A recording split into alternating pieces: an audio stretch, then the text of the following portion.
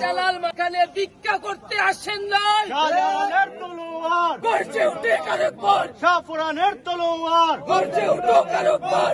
শাহজালাল উনি আসছেন একজন অলি, আমাদের এখানে উনার ইচ্ছা নাই, আল্লাহর হুকুমে উনি আমাদের সিলেটে আসছেন আমাদের বিপদের দিনে, আমাদের দুর্দিনে এসেছেন। উনি আসার কারণে আমরা আলোকিত সিলেট হয়েছি, পুরা বাংলাদেশ আলোকিত হয়েছে। এখন প্রশ্ন হচ্ছে, আমরা সবাই বলেছিলাম একমত দিয়ে যে মাজারের উপরে কেউ সরাসরি টাকা নিক্ষেপ অথবা ডিল মেরে দেওয়া যাবে না। এই টাকাগুলা নির্ধারিত বক্স আছে, বক্সে দেন অথবা যে কোনো একটা দান বক্সে দেন, টাকাগুলা সরাসরি যেন মাজারের উপরে না দেওয়ার জন্য।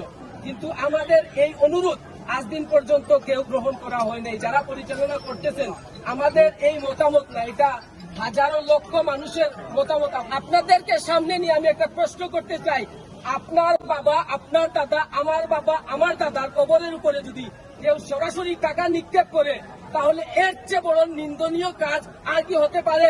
আপনারাই বলুন।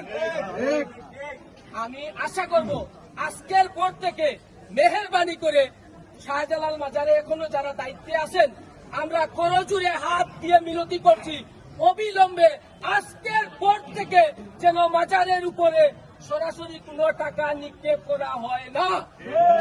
আমি আবারও করজোড়ে আপনাদের কাছে মিনতি করছি, মাজারের উপরে আজ থেকে যেন একটা টাকাও নিক্ষেপ করা হয় না গিলাপের উপরে। গিলাপের উপরে একমাত্র গোলাপ জল, আতর এগুলা দিতে পারবেন, টাকা দেওয়ার কোনো এখতিয়ার কারণ নেই।